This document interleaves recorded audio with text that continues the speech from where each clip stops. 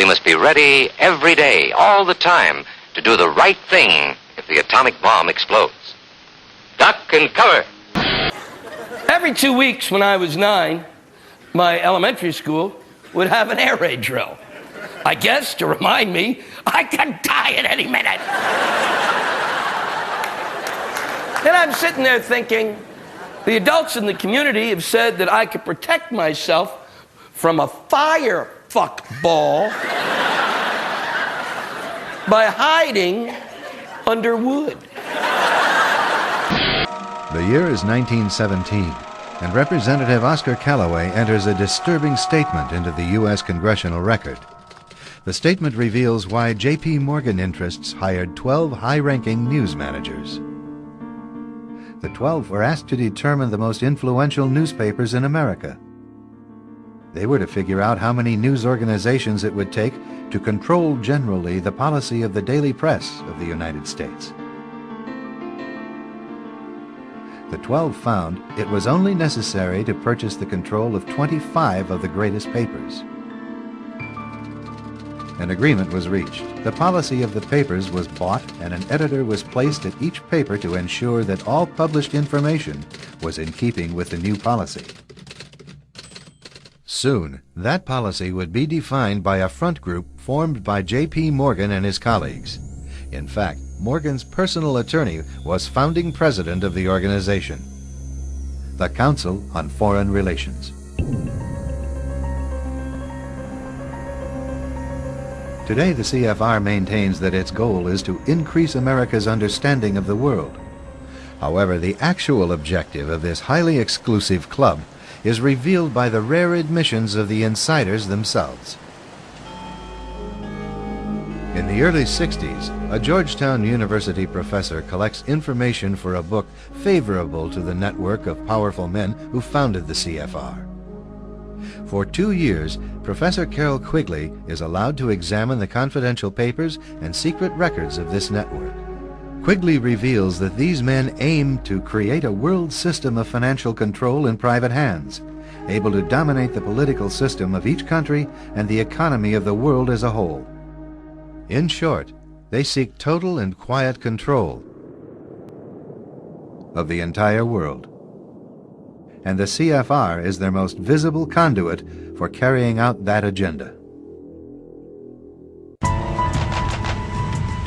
CFR members include America's wealthiest tycoons, as well as the highly placed elite in government, academic institutions, tax-exempt foundations, and the establishment media. Ruling Class Journalists, written by Richard Harwood, describes the CFR membership as the ruling establishment in the United States.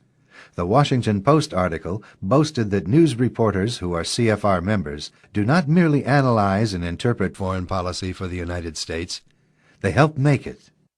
Who are these policymakers? Many of their faces are familiar. NBC's Tom Brokaw, CBS's Dan Rather, ABC's Barbara Walters, Jim Lehrer of PBS, William F. Buckley of National Review, media mogul Rupert Murdoch, owner of the giant multifaceted News Corporation. These media heavyweights, and many others like them, are members of the CFR. Powerful corporations are also invited to become members. At the close of the 20th century, CFR influence presided over far-reaching consolidations of media control. In 1995, CFR members Michael Eisner of Disney and ABC's Thomas Murphy merged their media empires. Soon after the merger, the Disney-ABC empire becomes a CFR corporate member.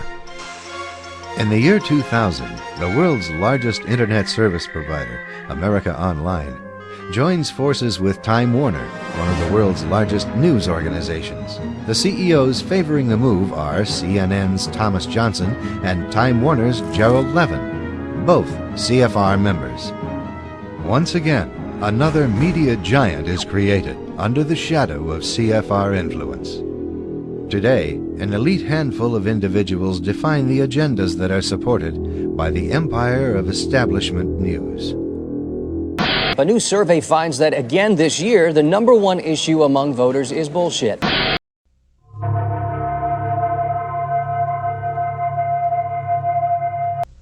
One of the most important beliefs that people have about politicians is that politicians do whatever polls tell them to do. We hear a lot of complaint about the lack of strong leadership, that politicians find out what the public wants and then they pander to it, or at least they say they'll pander to it. Now, what this idea of the poll-driven politician creates is the impression that the political system may have all kinds of problems, but on the whole, it's responsive and accountable to the public. But once you actually start to look at public opinion in a more detailed way, what you discover is that the idea of the poll-pandering politician is really a myth. For example, there's broad support in the US for a whole range of policies. Polls show that most people support increased spending on inner cities, more spending and regulation on the environment, more spending on education, more spending on healthcare.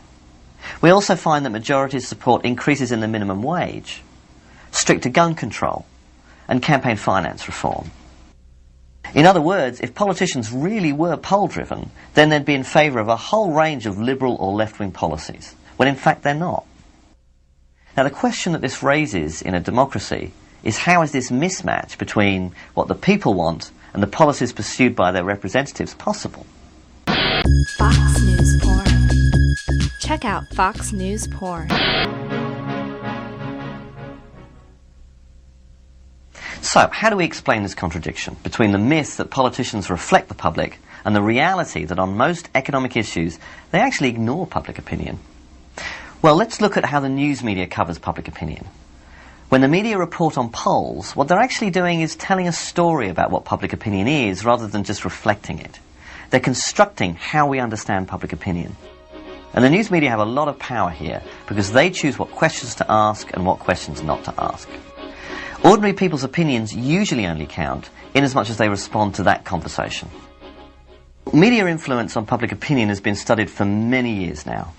We know, for example, that the media often play what's called an agenda-setting role. Public concern about issues tends to follow media coverage of those issues rather than any changes in the real world. A few years ago, the degradation of the environment, issues like global warming, destruction of wilderness and chronic air, water and soil pollution, started to get a fair amount of media coverage. Accordingly, polls suggested this was one of the most important issues for most people. But then the news media started to lose interest. And even though most of the environmental problems have actually become worse since then, polls showed public concern decreasing. Or take an issue like drugs. Over the last 2 decades, public concern about drugs has gone from 3% to over 50% and back to 3% in polls. And those shifts have absolutely nothing to do with the scale of the problem and everything to do with the volume of media coverage. The power of the media to define what issues are seen as important has to do with the relationship between what the media report and what they don't. Media influence in this sense is subtle but profound. The media can help shape or modify what we know about an issue. The media create the impression that the American public has a real choice. You can choose Bush or you can choose Gore. The implication being that they're both very different. But on substantive budgetary or economic issues, the differences between them are really on the margins. Both leading Democrats and Republicans support a privatized healthcare system, they support corporate-backed global trade agreements, they support maintaining a Cold War defense budget, and they generally favor the interests of big business. But the media give the impression that Democrats and Republicans represent a broad range of opinion by focusing on civil liberty, non-monetary issues like gay rights or abortion, where Democrats and Republicans really do differ. And this masks the degree of elite consensus. Many pollsters are predicting that the candidates who can appeal to that vital idjit demographic may carry the election. Should candidates be reaching out to these all-important idjits? Well, I think they have to recognize that the idjit voter is someone who considers all options or looks at all options by not considering them. It's interesting to look back and see what people thought polls would be used for when they were first being developed.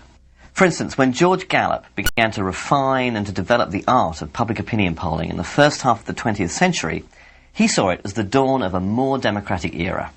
For him, the technology of the opinion poll meant that the public's input into the political process wouldn't be limited any longer to an election every few years. Political elites could actually act on the basis of what the people said they wanted on quite specific issues. Now, nearly a century later, we live in a poll-saturated culture, and the question is, has that democratic vision been realized? Are politicians responsive to real public concerns? And unfortunately, I think the evidence is that rather than being a mechanism for extending democracy, public opinion polls are used and reported in highly selective ways that match the agenda of political elites. If you want a good smoke, try one of these. And just take a puff of it.